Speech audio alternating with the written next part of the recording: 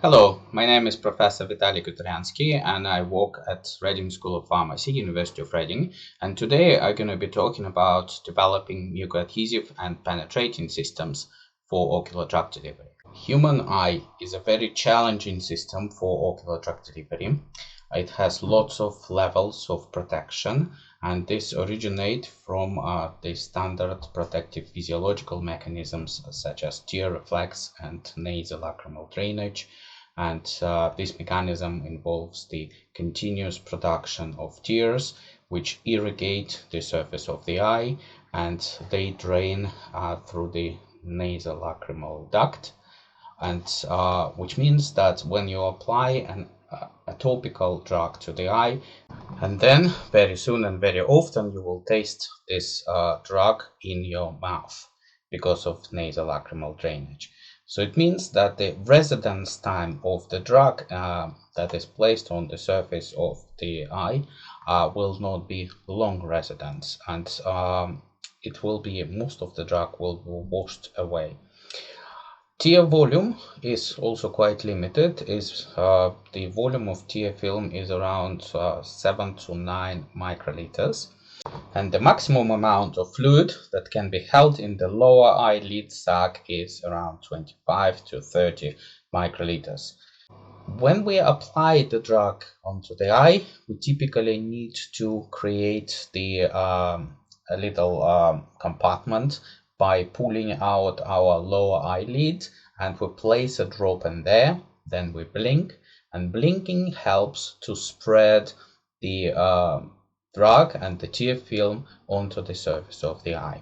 In addition to all these protective mechanisms, the eye is also protected in terms of the very poor permeability of the ocular membranes, and the biggest ocular membrane is the cornea. And cornea is a multi-layered, very impermeable membrane that consists of the layers of lipophilic and hydrophilic nature, which means that cornea will act as a barrier both for the drugs of lipophilic and for hydrophilic nature. So in combination, these protection mechanisms lead to very poor drug bioavailability when we apply drugs topically. So the typical bioavailability of drugs administered topically is less than 3 to 5%. And there are two approaches to tackle this, to improve the drug bioavailability. One approach is enhancing drug permeability through the cornea. And second approach is to improve the precorneal drug retention. In my research group, we've been very active in topical ocular drug delivery, and we've been focusing our efforts into several areas, and this includes the development and studies of penetration enhancers that will enhance penetration of drugs into the cornea. Then we look at contact lenses, both in terms of the design of new contact lens materials and also contact lenses as drug vehicles. Then we've been developing the polymeric films, mucoadhesive polymeric films for prolonged retention on the surface of the eye. Then we've been making mucoadhesive nanoparticles. Then we looked at in situ gelling systems, those systems that will be stored as liquids, but once they are applied onto the surface of the eye, they will turn into a gel. And also we work on functionalized liposomes, nanogels, nanoparticles, and microgels. And this functionalization will improve either retention on the cornea, retention on the mucosal surfaces in the eye, or will improve permeability. So when we look at mucoadhesive drug delivery systems, then the majority of classical mucoadhesive drug delivery systems, they are based on conventional mucoadhesive materials, so-called first generation of mucoadhesives, and all of these are water-soluble polymers, and typically this will include either chitosan, polyacrylic acid and carbopols, alginates and pectins, gel and gum, some cellulose ethers, some proteins, or some mixtures of polymers or polymeric blends. And this lists some of our early publications on these simple systems on the mucoadhesives of first generation, and we've been looking at various dosage forms design, such as in situ gelling systems, liquid formulations, and some of the film formulations. However, some time ago, there was a proposition of using the mucoadhesive polymers of second generation, and Professor Andreas Perkop-Schnurk from University of Innsbruck in Austria, he proposed to use polymeric thiamers. These are polymers, conventional water-soluble polymers, which are conjugated with thiol-containing groups, and these thiol-containing groups could form covalent linkages with thiols present on the surface of mucins, and they form disulfide bridges under physiological conditions, which makes them much more adhesive to this surface. Later, Professor Havazelet Bianco Pellet proposed another concept based on so-called acrylated polymers. Again, in her group, they took water-soluble polymers that were functionalized with acrylyl groups, and these acrylyl groups, they are capable of forming covalent linkages with thiols of mucins under physiological conditions. So these two classes of materials, thiolated polymers and acrylated polymers, they are considered as polymers or as mucoadhesives of second generation. And in my group, we have pioneered the mucoadhesives based on malaymite, and malaymite groups are also able to form covalent linkages with thiols present in proteins or in mucins, and these covalent linkages are also formed under physiological conditions. And now I will tell you how we have designed this system. First, through a series of chemical transformations, we have designed a monomer, and in this monomer, the malaymite group was protected, so it was hidden, and the other part of the molecule is able to polymerize. And what we have done, initially we have synthesized nanogel particles based on N-vinyl pyrrolidone. So these were the core particles consisting of PVP. Then we involved these nanogel particles immersed into the solution of our newly designed monomer. Then it was polymerized. What we found that there were several particles of PVP trapped within or encased within the polymeric version of this monomer.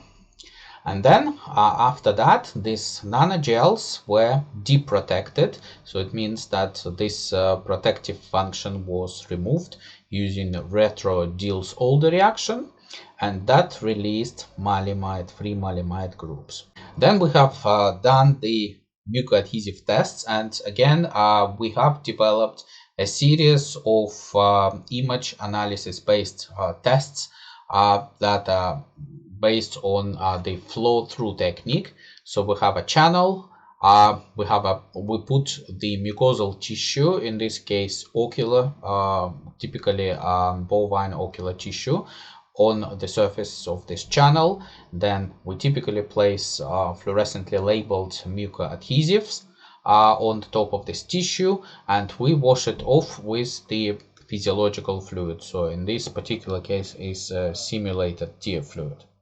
And then each wash we take a fluorescent image, and we see how fluorescence will disappear either as a function of time or as a function of volume. In this case, we present the data as a function of time.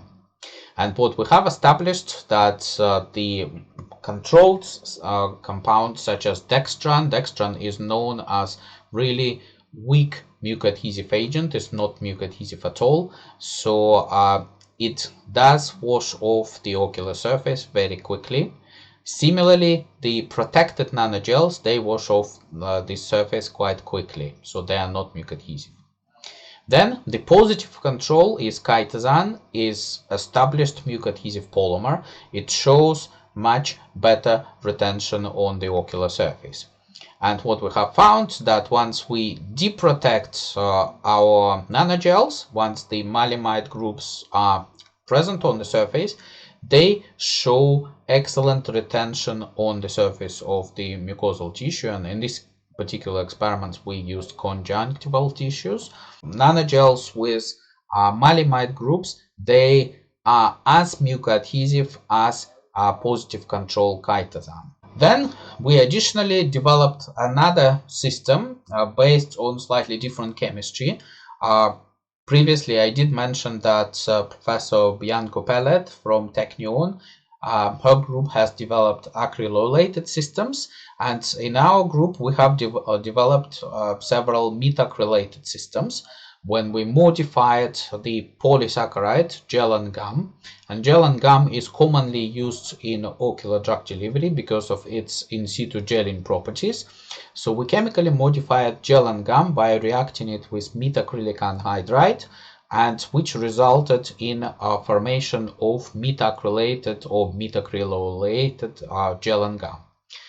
So these metacrylic groups, they are also capable of forming covalent linkages with mucosal surfaces, and that was the idea of this work, that we will use this polymer as a part of ocular formulation for topical delivery, and once it is instilled into the eye, then it will form, the polymer will form covalent linkages with the mucosal surface, and this will help retention of the drug on this surface.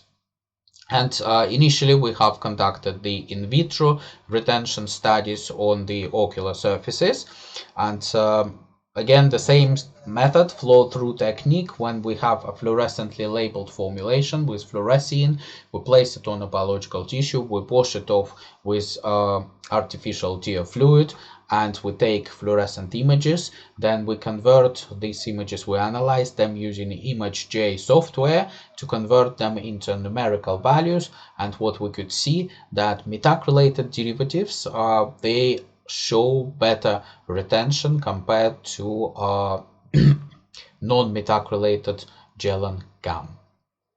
And the degree of metacrylation, so we have developed high metacrylated, medium metacrylated, and low metacrylated samples, and we clearly see the difference between some of these samples, that the degree of metacrylation will affect the efficiency of retention of these formulations on the ocular surface in vitro. Then we have conducted in vivo experiments in collaboration with the group from Russia, from Kazan State Medical University. In this work, we have prepared model formulations containing pilocarpine hydrochloride, anti-glaucoma drug, and so pilocarpine causes changes in the diameter of the pupil in the eye, and we have conducted rabbit experiments in this with these formulations. What we have established, that the pilocarpine formulation containing a low level of metacrylation in gel and gum, it shows superior performance compared to the pilocarpine on its own, or pilocarpine in combination with conventional gel and gum, and also pilocarpine in formulation with medium and high metacrylated gel and gum samples. Why we don't observe the best performance in highly substituted samples? Because metacrylation causes the polymer to be a bit less soluble in water at high levels of metacrylation. Therefore, these samples lose some of their properties. So the sample with low degree of metacrylation shows the best performance.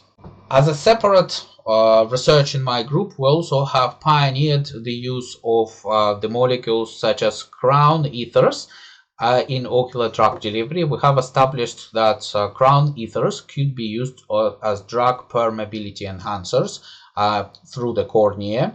We have done both in vitro studies with using bovine cornea, and also in vivo studies in rats, and we have demonstrated that crown ethers could potentially enhance drug permeability into the cornea. So to conclude my talk, well, I have demonstrated a series of novel polymers with enhanced mucoadhesive properties, and this enhancement could be achieved either through functionalization of polymers with malaymite functional groups or with metacrylyl functional groups. And I also have demonstrated the use of crown ethers as novel ocular permeability enhancers. I would like to acknowledge several people. Those names that are highlighted in red, those people, they have contributed to this study, and as you can see, they are from different institutions and from different countries. Thank you.